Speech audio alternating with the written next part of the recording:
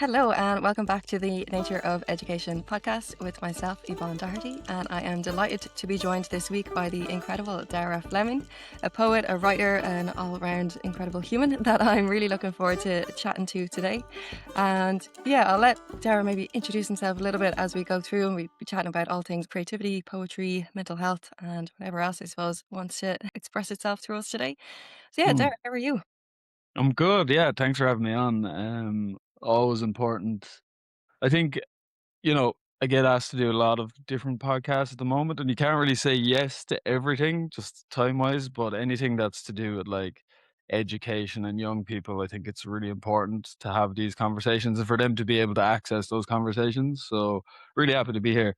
In terms of introducing myself, I'm always really bad at this part. I guess, yeah, you kind of got everything. I'm a writer, poet, performer, mental health advocate from Cork. Big part of my identity. And yeah, I guess it's just my whole thing with poetry and the work I do is just trying to foster a sense of connection that I think is not completely missing in today's world, but is rarer than it used to be. And that sense of community and just ensuring that people don't feel like they're isolated and on their own. Because I think, some bad actors talk about a male loneliness epidemic, but I actually think it's just a universal loneliness epidemic. I think we're all quite isolated today. So it's just trying to find that connection, our way that way back to ourselves is what I find most kind of compelling.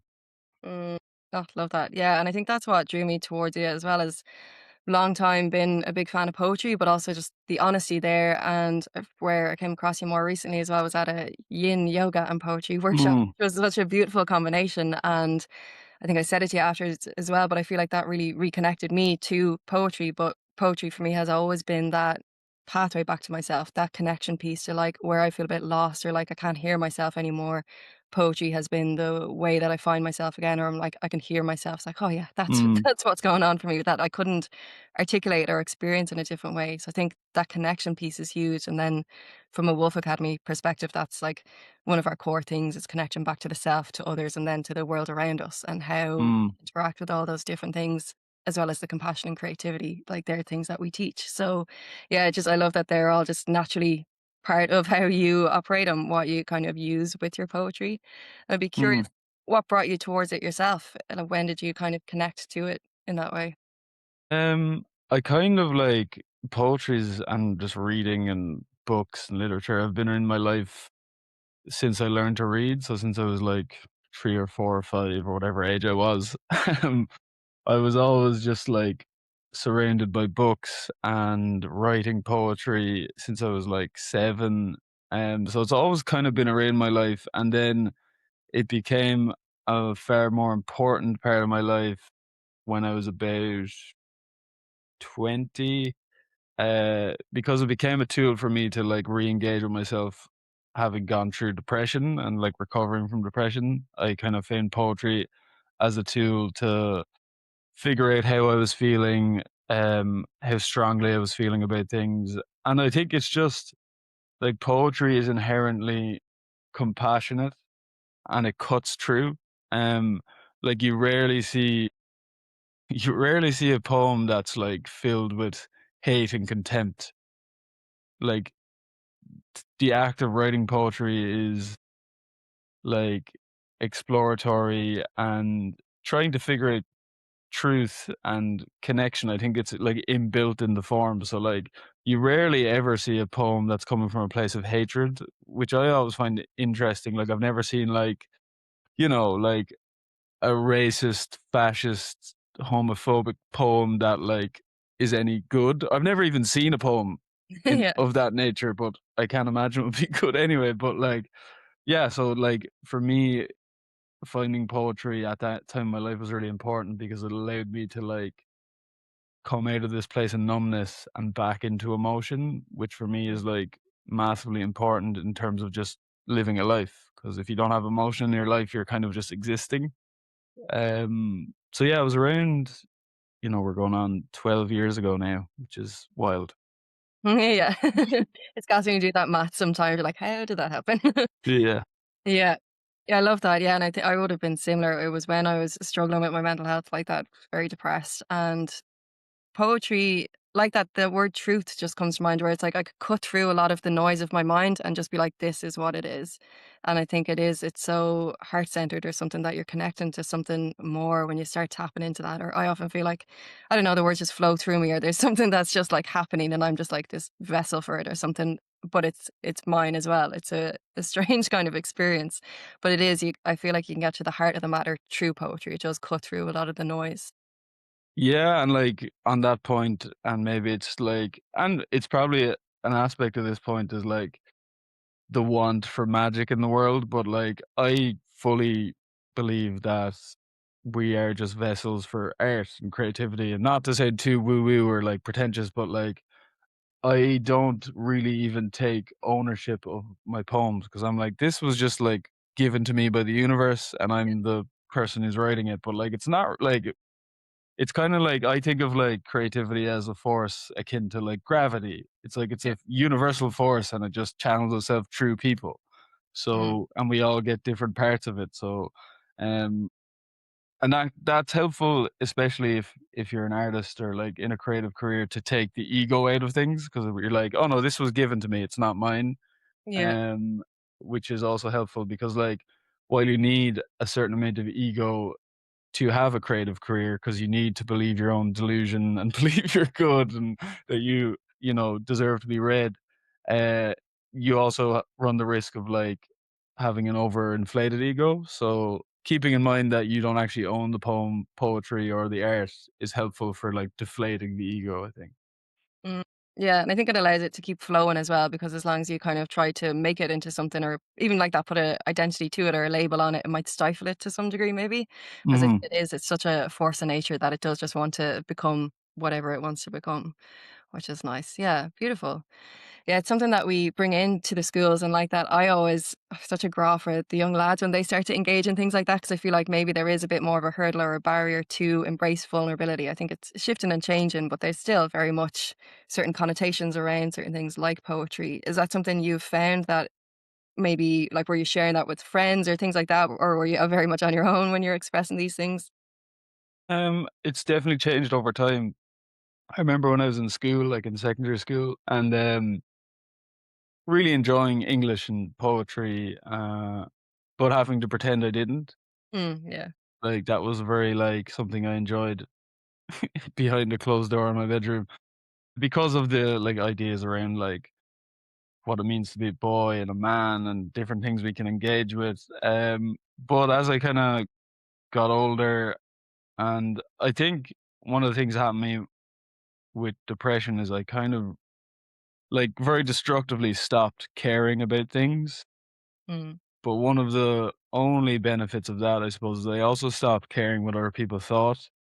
So when I came out of depression, I kind of held on to that and I was like, oh yeah, I actually shouldn't care what people think. So yeah, I do like poetry. I don't like football. I never have. And I like writing poetry and sharing poetry. And after that, it was just became easier to share stories and poems with like friends and family, and then subsequently the entire world. But mm, it's a slow process. Like I remember the first time I shared anything online was terrifying, but you get used to it.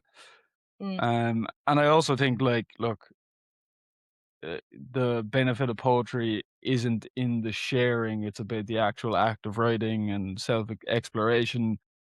The sharing is like a bonus thing if you want to do it, but I don't think if you're like starting to write poetry or want to write poetry and feel a bit scared about it, there's no expectation for you to ever share it if you don't want to. mm. But there can be some like beautiful and, as we talked about before we started recording, some like horrible stuff that happens as a result of sharing work. So that's a whole other battlefield. But I think to answer your question, like I definitely relate to the boys, maybe not feeling like they can engage with a form like poetry or any art, but you get to a point where you're like, this is my life, and if I'm not going to do stuff I think I'll enjoy because of what other people expect of me, it's going to be a very difficult life.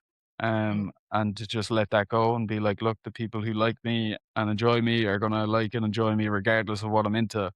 And that remains to be true.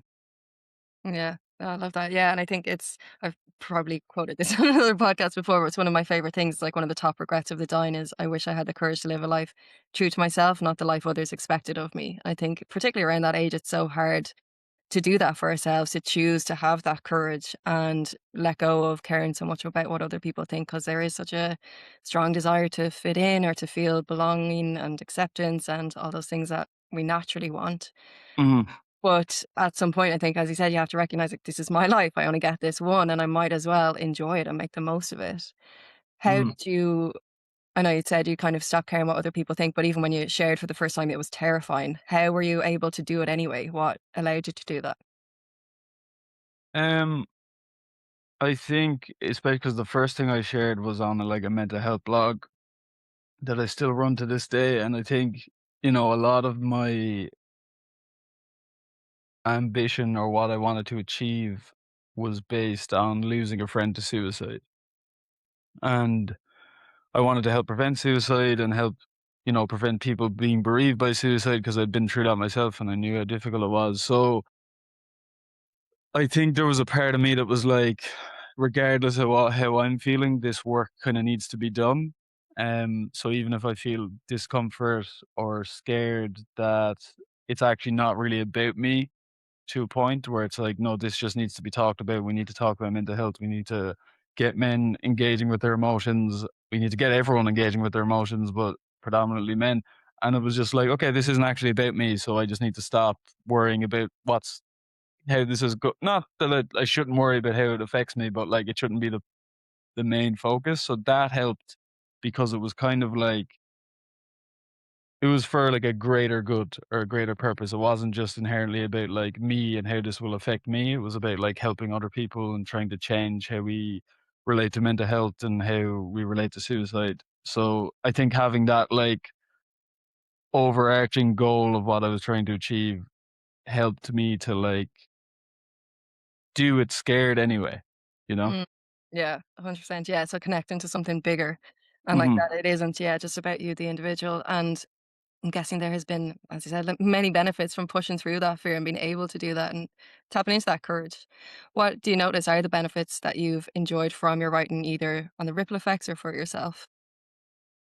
I just love I mean, especially in the last 2 years, there's so many people kinda watching now, which brings its own terror, but throughout the last 10 years, I just love how many people have come into my life and how many real connections have occurred as a result of me sharing the writing, and just hearing that, like, it's helped people work through stuff. There's been times where people have told me that, like, the work has saved their lives, like, they were gonna take their own lives and then they saw something, and, like, that has, like, a profound impact. Because like, when you're in your bedroom writing a little piece, like, you never really and nor should you, like, ever think about the impact or, like, this is gonna do X, Y, and Z. It's like you're just writing from the heart, so you never really, like, consider what it could do, and the amount of, like, love and light and friendship sharing the work has brought into my life is wild.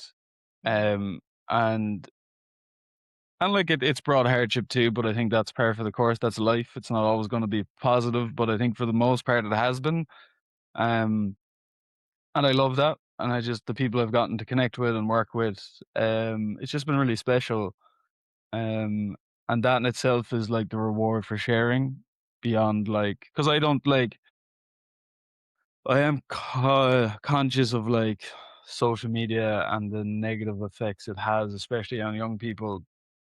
But I've been saying this for years that like your value shouldn't be connected to how many followers you have. And I said this long before I got a lot of followers. I was like, this shouldn't be how you base your value or your self-esteem because it can be taken away.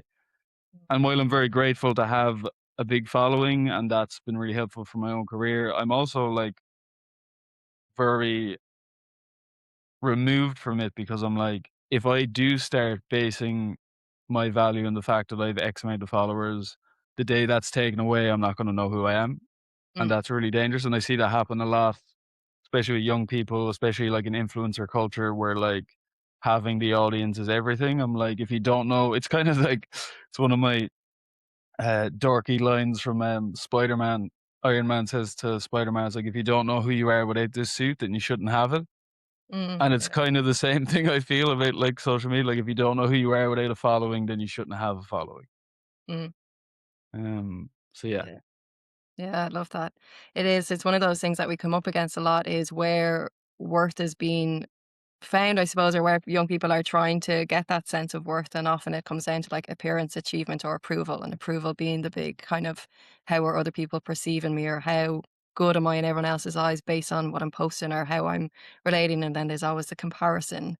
And yet at the same Mm, time, like that, if people can find your poetry through social media or find work or things like that that are inspiring, it's like it's worth having that medium. It is a tool, but it's always the relationship we have with that tool that's going to determine the experience we have of it. And similar with the poetry, it's the relationship we have with that. Like, is it ours or is it for other people? Or what's the intention with it and what's attached to it that is going to, I suppose, mm. how we feel about it or our experience of kind of the journey with it. But it sounds very like heart centered for you that it's just like there wasn't a particular goal in mind apart from helping and sharing and imparting is somewhat what I'm hearing. And then it has, don't want to say exploded, but somewhat exploded from that point or that it's reached so many people from that point. But it sounds like a very pure intention that it began with.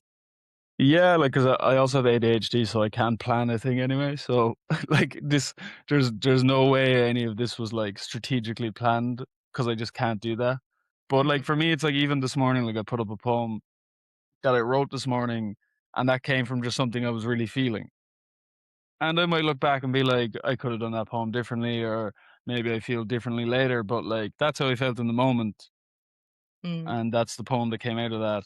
And that's kind of like that's basically how it all happens. Like, this is how I'm feeling now, and this is the poem that came from that feeling. It's kind of that simple.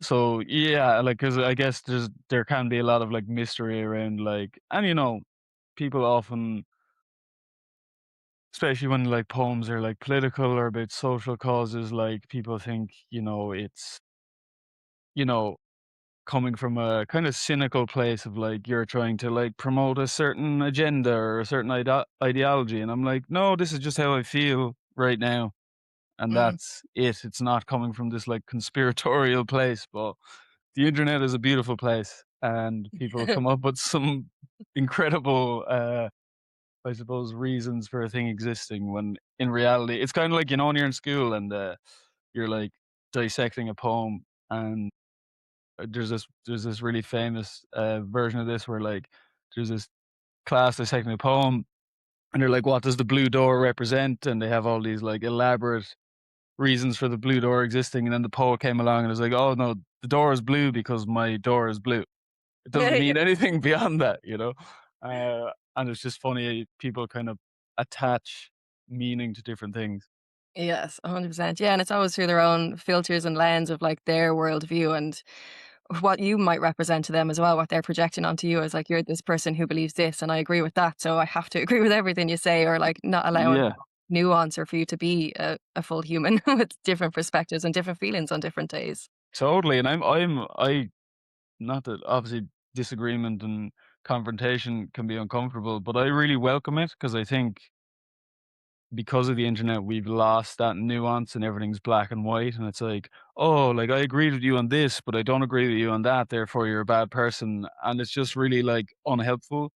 So whenever like I put up a poem and people have things to say, I'm happy to hear it once they're not being like disrespectful or like name calling or all that kind of stuff. I'm like, yeah, okay, there's a different perspective here, and I respect that. I don't agree with it, but I respect you having a different um opinion so long as it isn't causing harm or wanting to cause harm to another person. And I think that should be like the ability to talk with people we disagree with should be encouraged. And in the last 10 years of existing online, I think it's becoming less and less a thing people do. Yeah. Yeah, a lot of that like cancel culture or the fear of saying something or you'd be put in this box or that box or people are seem to be constantly trying to assign you a certain like, oh, this is who you are based on what Y- you've said. And I think even with young people, again, I think that's something they're so afraid of in being themselves is how they're going to be judged. Like that's such a big fear, the fear of judgment. And even in terms of when we talk about becoming more confident, like there's fears around, well, if I'm more confident, then they're going to think I'm really full of myself or I'm arrogant or all these things. And so Mm. they're even withholding their own confidence and self trust because of what will other people think. More Yeah. when it comes to like that, even comments or putting yourself out there is quite a vulnerable thing. And I feel like you've shared some things around it, but what have you found helpful to let go of taking things personally or taking on those words? Um, it's a good question. I think a big part of it is regardless of what you do or what you say or how you are in this world, there will be judgment. Like judgment's kind of a consistent variable that like regardless of how you show up or what you decide to do, you're going to be judged. So with that in mind that you can't avoid judgment, there shouldn't be so much mental space given to it because it's going to happen anyway. Now having said that, like not all judgments are the same. And some days it's water off a duck's back if I'm feeling confident, if I'm not feeling anxious, if my self esteem's quite high, it's like whatever. People are saying stuff. But there's other days where I'm not having a great day or like I'm quite anxious. And on those days, like for sure the judgment affects me more prominently. And I think that's okay. I think it's more allowing myself the space and acknowledging that I'm feeling hurt by this judgment or how people are viewing me Mm. and processing that emotion because it is just an emotional reaction and like it is if you allow yourself the space to process it, it will dissipate. So I think because when I was younger and I was affected by what people were saying or what they thought of me, I would have told myself that I don't care. I don't care what they think, it's fine. But I did care. So I wasn't actually, like, acknowledging the emotion, and that allowed it to, like, fester, and I'd be anxious and maybe, like, moody or, like, short with people who were just trying to be nice to me, and it's like it's because you're not acknowledging the way you're feeling and giving Mm. space for it to breathe.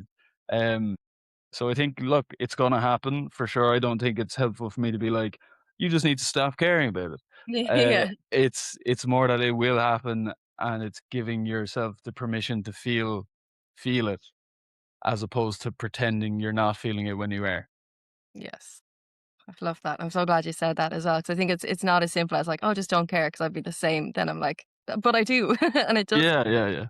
I have big feelings, but it's like I love that you said even allowing them the space to breathe. It's like acknowledging that is there, and of course I feel a bit hurt because someone has said something mean, and that's a very normal thing to experience. And it doesn't mean I can't still do the thing that I want to do. It's just kind of as I said, par for the course. I might go outside today and get rained on. I will get wet, and that's okay. There's no Mhm. point pretending, oh, I'm not, and it's still sunny. Like it's just it's what's happening, but it's still worth going outside for. Yeah. Feel around it. Yeah, I love that. I'm gonna backtrack a little bit because you did mention around growing up and like not being into football and being more into poetry and what it is to be a man, and that is something that Cormac will do more like men's circles with the young men and talk about Mhm. modern masculinity or what it means to be a man. I'd be curious your perspective on that. What is being a man to you? Just to open up a big question for you there. Yeah. No, but it is something I think about a lot and Mm, write about a lot. Recently, I've kind of come to this point of, like, one, I'm quite tired of talking about masculinity. mm, Um, because it's just like a set of traits that are like, you know, it's kind of for me, it's like arguing about height. It's like height isn't something you can actually like manage or change. So I'm like, why are we, but also like to put more of a meat on the bones of this point, I feel like we have for a long time conflated the meaning of the word man with the meaning of the word masculine. mm, And like I think that's causing a lot of the kind of obstacles we're seeing. So like a man is like a sex or gender identity, and masculinity is a set of like specific traits to do with an energy. Um but you can be a man without necessarily being masculine. So to conflate those two is like a man is a person who is masculine, for me just like really limits what a man can be.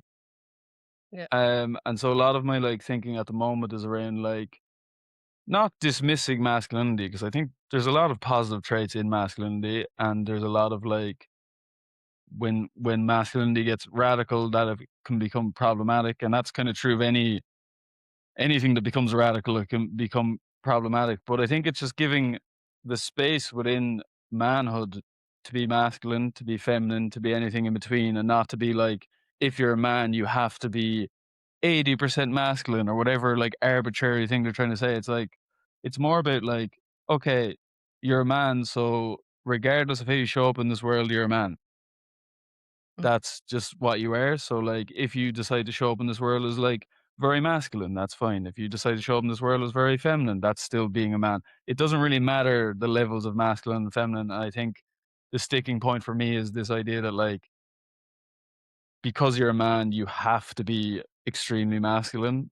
Like, I'm masculine, I'm feminine, I have different, like, I think it's more fluid than, like, you know, we've gotten to a place with a lot of things where we're talking about spectrums, and you it's more fluid and it's more like nuanced, and um but then when it comes to like things like what it means to be a woman and what it means to be a man, we're still very rigid and like stuck in these boxes. And I'm like, we also are just putting these boxes on ourselves. It's an egregore in that sense, where it's like there's nothing that says because you're a man you have to be a certain way. And that's kind of where I'm landing at the moment on like this concept of what it means to be a man. I'm like, what it means to be a man is whatever you decide, kind of. Yeah.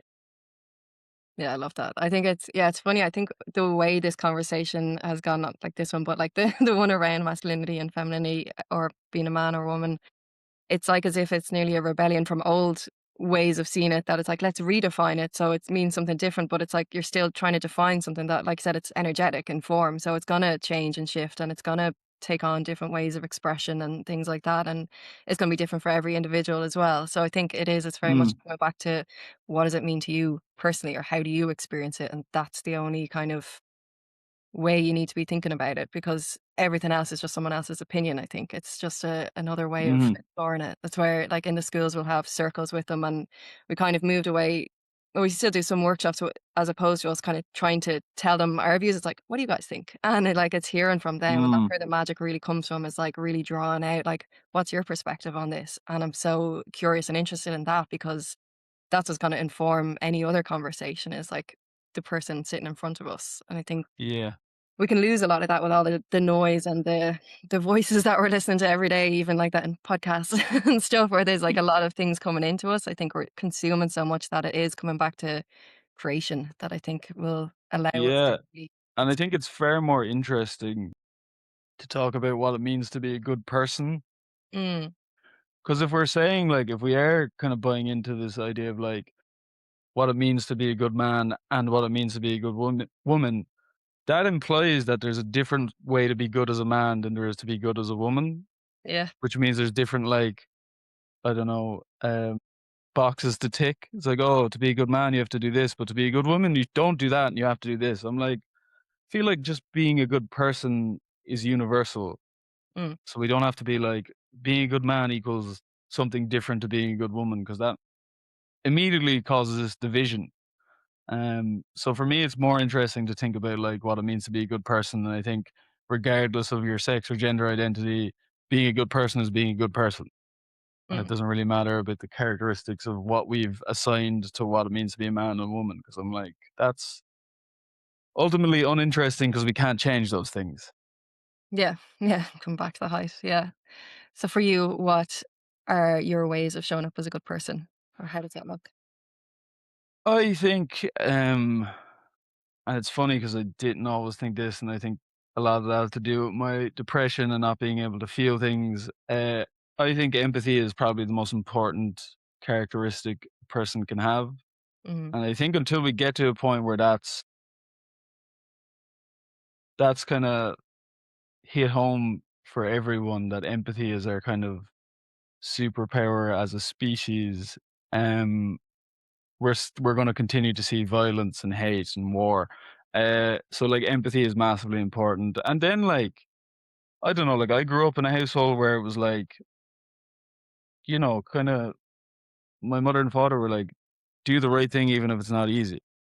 Mm. Like, always be trying to do the right thing, treat people with respect, lead with kindness. Like, it's these very, like, rudimentary, simple things we learn as children and kind of naturally do as children that I'm like, "That's what it is to be a good person." Yeah. It's not coming from a place of, like, schadenfreude or hoping other people do badly. It's wanting the best for everyone because, like, especially in, like, an artistic career, there's this kind of fear-mongering around, like, if someone else is doing good, that means you're doing bad, and that's just ultimately not true. Mm. And I think that can be applied to, like, life in general. Like, I mean, you should be happy other people are happy, Yeah. and you should be wanting that for other people because ultimately, we're all the same thing. We're just experiencing it from different angles, so, like, yeah, it's kind of that mindset of, like, seeing us all as one as opposed to, like, competition. Because I think, look, we're lucky enough as a species to evolve beyond competition, Yeah. and to have evolved empathy means we're at a place where, like, we can stop competing because we Mm. see each other and we understand each other's emotions and we feel each other's pain. There has to be something in that, like, evolution wouldn't have given us empathy if it didn't serve a purpose, so I think it has a more profound meaning and use than we give it credit for. I think we're not really. I don't know, maybe I'm just, like, talking nonsense now, but I feel like there's something in that. Yeah, 100%. Yeah. I think it is. It's the shift from competition to collaboration to from that like scarcity of not enoughness to there's plenty for everyone, which I think is true. But because of these made up hierarchies or things like that, it becomes disproportionate or we're not allowing to experience other people's experience in a sense. The lack of that empathy disconnects us. And I think as you said kind of at the start, it's connection that is so key and important. And it's Mhm. hard to connect if we can't even see another person's point of view or imagine life in their shoes. And when we break those walls down, there we are. We're both like, ah, yeah, me too. So Yeah. I think it's allowing for that to come through a bit more. And I suppose, like, I would be very empathic, and yet that can come with challenges at time where, like, feeling so much and being able to navigate that or empathy with boundaries, I think is something that's important to be able to protect energy instead of taking on too much, maybe. Is that something you've experienced where it can feel like a lot as well to be empathic in the world?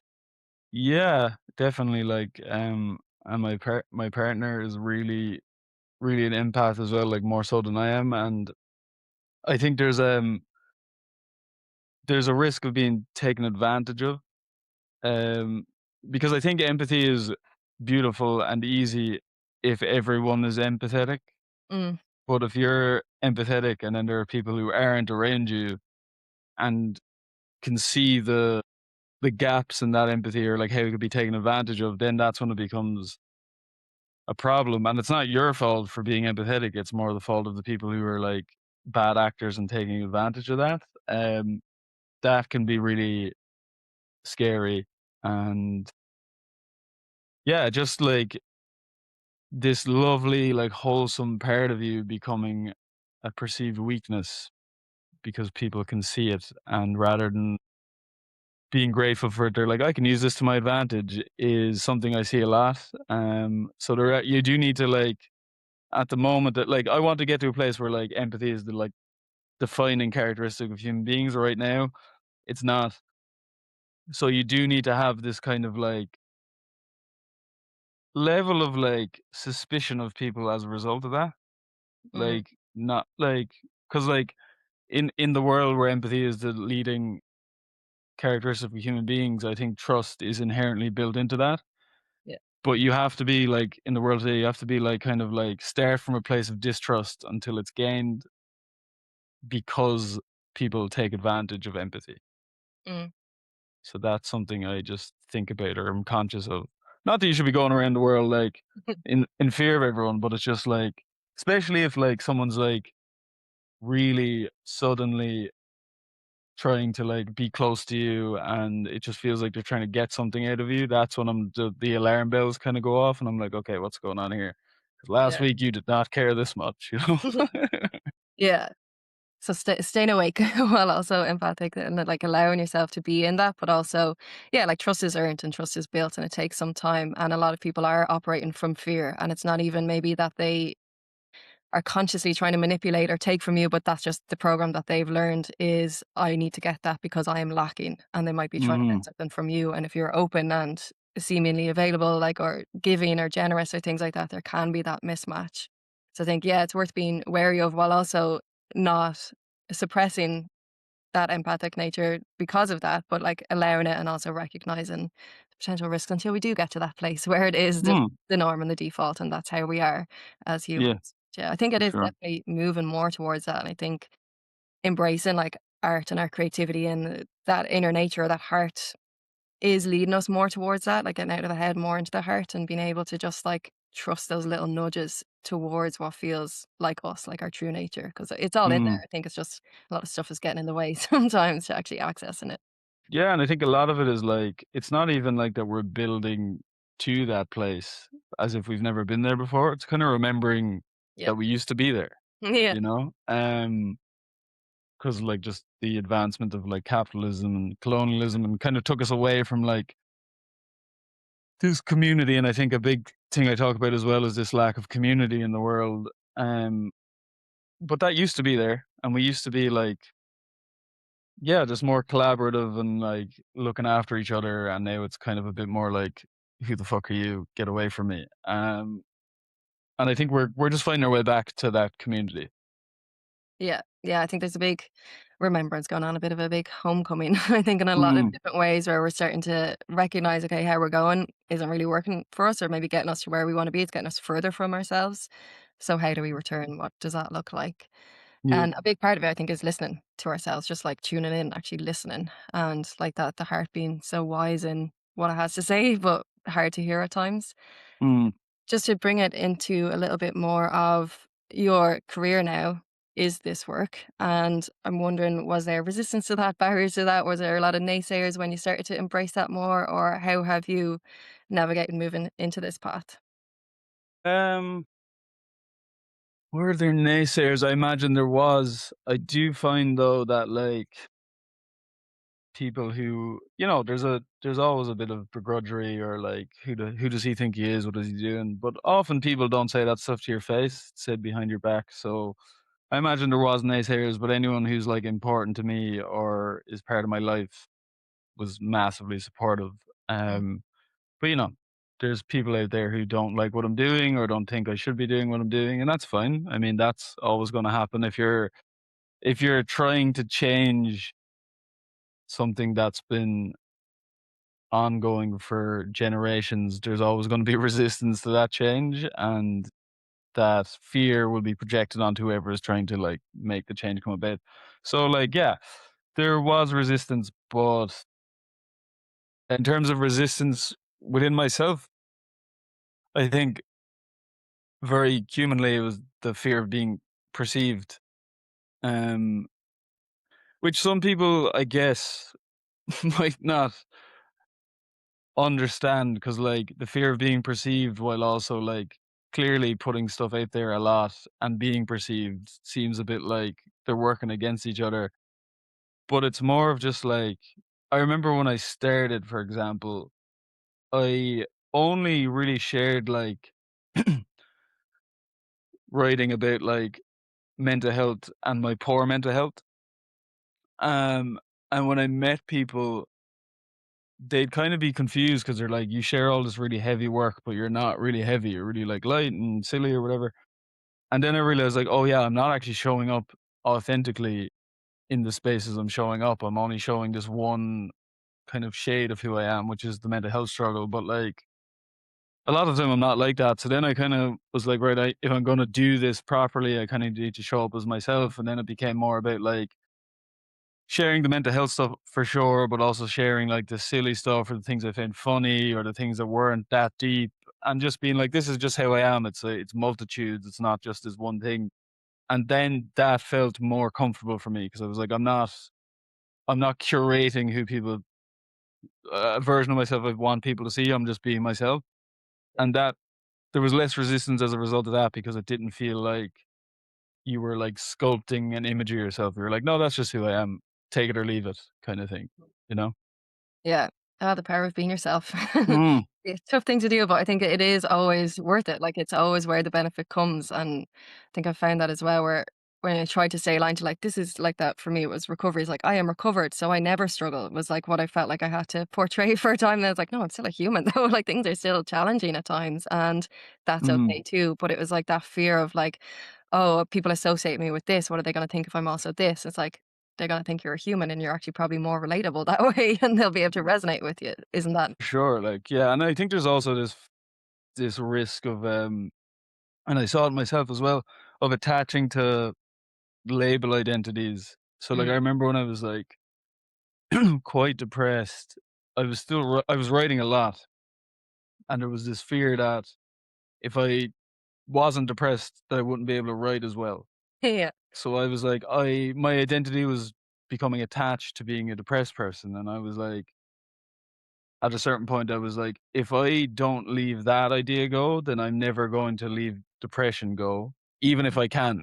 You know, Yeah. if I have the opportunity to like get through depression, I'm not going to leave it go because it's part of my identity. And I think that's a risk you face if you're like showing up as this one specific aspect of yourself.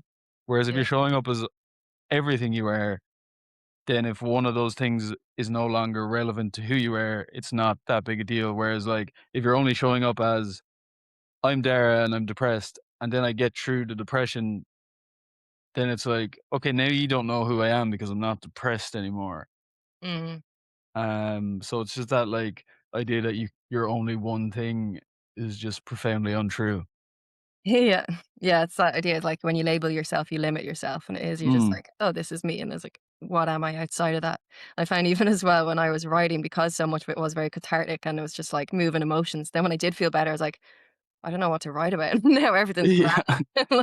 yeah, Like, yeah. finding that new voice as well of, like, "Oh, I can also celebrate life and, like, talk about, like, how much of a joy things are," and, like, that can come through as well, but it's interesting when you get so used to a certain nearly language of poetry is like, "This is just how I speak." It's like, "Oh, yeah, I can also expand into this area, and, like, this vocab is also relevant." For sure. Like I think it's a little bit easier always to write poetry about like the hardships and the difficult times, but it's just a different you can still write about like I think there's a lot of I find myself when I'm not and luckily I've been in a good place mentally for a while. My poetry becomes a lot more hopeful as Mm, opposed to like writing about like I'm there and I'm happy and this is great because I think that's just kind of uninteresting. It's more like okay, now that I'm in a good place, I can look beyond myself and see what I hope for, like future children, the future of the world, how we can make masculinity and men healthier and like you can look beyond yourself. And I think that's quite hopeful. And I think that's a natural progression when you come out of the hardship. There's this like, okay, I'm not going through anything. What the hell do I write about? And then you start looking beyond yourself. yeah. Yeah, beautiful. And it is like that, how we kind of work with things of, like, self, others, earth, like the greater whole, and you kind of start to see that even in yourself. There is these levels to how you're perceiving your experience, and, like, Hmm. there's so much more out there. So on the topic of hope, what are some hopes that you may have for young people today, if any? Um, so many hopes. I Mhm. think I would like young people, and this is kind of the world I grew up in. So again, it's like coming back to not have to fear each other, Mm, like to not like because with the manosphere and like sexual violence, there's this real like fear and contempt of the other sex or gender that's trying to be imbued, and I just don't think that's a natural state. yeah. And I think while like I totally empathize and understand the fear women have of some really really dangerous men. I think for me, I still I still want to begin from a place of most people are good. Mm, And my fear, I suppose, is that young people are being imbued with the opposite, that most people are bad and some people are good. Because statistically, if you look at everything across the board in terms of like crime and violence, it is still like a minority of people doing all these things. So for me, I would hate to see young people grow up in that fear that everyone's out to get me, because that's limiting.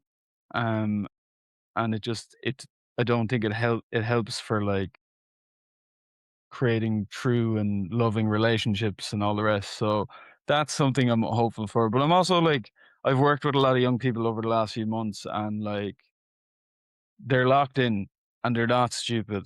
And I think there's this weird thing adults do where they think children don't know, or they Oh, don't know what they're talking about, or young people. And I'm like, they on a lot of levels know more than we know. yeah. And that's just like, not that like it's not like an aspiration as such. It's more like I'm hopeful because of them, because I'm Mm, like, yeah, you're better than what's going on now. yeah. So that fills me with hope. I just think it's just like, yeah, just I yeah, in relation to my own time as a young person, not that I'm an old person now, but when I was a kid, just, I guess, allowing the space to be who you are. If you can get to that point, the earlier you can get to that point, the better. Like, because there was a long time as a kid that I was like, as I said, like pretending to like things that I thought boys are meant to like, and Mhm. putting myself in that box. And I think in part that is just a natural instinct to be part of the in group. And I always say, like, a lot of the stuff you were teased over as a kid are the things that are your biggest strengths now. Mm, Um, and I see that true for so many people I know. Um, so even if you don't want to like publicly be your full self, I think accepting your full self, even for you, is massively important as a young person or as a teenager, to be like, yeah, no, I do have an interest in this and I want to do this. And if you have the wherewithal and the capacity to do that with your chest, drive it on. I think you'll get to that point at some point anyway, but the earlier you can do it, amazing. Like, yeah. Oh, I love that. That's so powerful. And it's just so like true and resonant. And I think it ties everything together so nicely. Whereas if they're not so imbued with fear, there's less of that illusion of separation. There's more of that connection. There's more of that empathy. There's more of all the good things we've been talking about. And even just that authenticity is the pathway to that as well. Like being your real self. So the people who are looking for you can find you. Like that idea mhm, that you're only going to connect deeper by letting your magic be seen. And I 100% agree. Like they're so smart. Every time I speak to young people, I'm like, I'm learning from you. Like I'm so mm, grateful to be in this space to hear the wisdom that they have, or just they already know so much. And yeah, huge hopes for them, if they just yeah. that and can have that, like, held and celebrated. Because I think that idea that they don't know is just yeah, it's missing the point, and it's not allowing such magic. Yeah, well, they're closer in time to the source, so, like, they It's true, yeah. you know what I mean? So and then the other thing that just came to mind is that I think there's this fear that, like, if we are truly who we are and our friends have always, like, perceived us as a certain way, and you're like, for me, it was like, and it's such a, like, arbitrary thing, but, like, admitting to my friends that I didn't really like football, I thought there was, like, a chance that they'd be like, "Oh, well, we don't wanna be your friend anymore." But they already loved me and appreciated me, and they were like, "Okay, cool, yeah, that's Mhm. fine." Yeah, That's not an issue, like, and I think people who are your true friends will be your friends even if you show them a different side of yourself that you were hiding. yeah, I think that's important to note as well, that, like, if people walk away because you're showing who you truly are, then they weren't your friends anyway. So, yeah. like, it's painful, but it's like, that's fine, you'll find your friends. Yeah, it's such an important point. It's often something we try and point out. It's like, well, would you suddenly stop being friends with someone because they don't like all the same things as you? No. Okay. Yeah. Then it's quite unlikely that others would. And if people have the same heart as you, they probably won't. So it's Mm. just, yeah, putting yourself in that position as well. Because it, like, fear tells us all sorts of stories where it seems so real. That's like, oh, I can't say that or can't do that. It's like, Yeah. try it and see what happens. And then you'll get data anyway of like, oh, this is how it goes when I Yeah. self be courageous. Beautiful. Thank you so much. I've thoroughly enjoyed this conversation. I could Great. say thank you. Is there anything you feel like we've missed that you'd love to share? Any messages for the youth? Um, no, I think we covered everything. I suppose, like, yeah, just it's kind of a cliche, but like, give yourself the grace you give to everyone else naturally. Um, Like, you always give other people the benefit of the doubt or even excuse their mistakes as you should as a friend. Like, you forgive their mistakes, you understand where they're coming from, and we often don't give ourselves that in return. So that's kind of just the self-compassion element, I think, is really important. Um, and whatever compels you and makes you weird is probably the path you're meant to be on. Yes, I love that. Amazing. So I feel like, and you're welcome to say no if you like, but I feel like it'd be a missed opportunity if we didn't get to share one of your beautiful poems. Are there any that you would like to share? Would you be open to that? Yeah, for sure. Are there any in particular you'd like me to read? I'd love just whatever you feel called towards. This one. This is called Designed to Endure. There is bad in this world. Often it feels haunted by the consequences of actions no child of earth could have wanted. It lives in us, the memory of all the pain, a genetic reminder to never feel quite as safe or trusting again. So, how with so much bad can there be even more good? Something we're told as kids, and I wonder these days if it was just a fairy tale so we could fall asleep. But then I see it, the good, like a flash of lightning in the night, raised fists and smiling mouths chanting one planet, one fight. Women taking stands because this isn't good enough. Men being offered manospheric status and instead they're choosing love. People across the planet doing their part to make a change, maybe not in our lifetimes, but someday. I see it now. A world overwhelmed with so much good.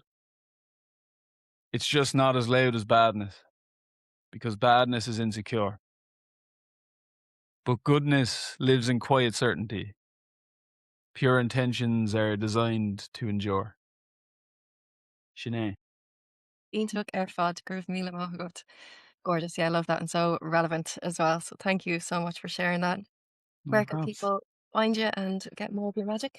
Um, Luckily, my username is the same across everything, so it's just Mhm. at Daragh Fleming. I have the website where I do the blog at thoughtstoobig.ie. That also goes up on Substack if that's easier for people. And I also have a little ranty podcast I do every Tuesday called the Thoughts Too Loud podcast, just 15 minutes of me kind of talking to myself, Cool. which is very fun. And then, yeah, me and Throwing Snow are doing music. We dropped an EP about 2 weeks ago. That's out. It's called Welfare. And yeah, they're kind of all the bits. Amazing. Loads going on and so glad it is. Thank you so much for sharing what you do and for being yourself. It really does make a difference. Thank you so much. Appreciate that. It has been a joy getting to chat, as I said, and thank you guys for listening. Looking forward to talking to you on the next one.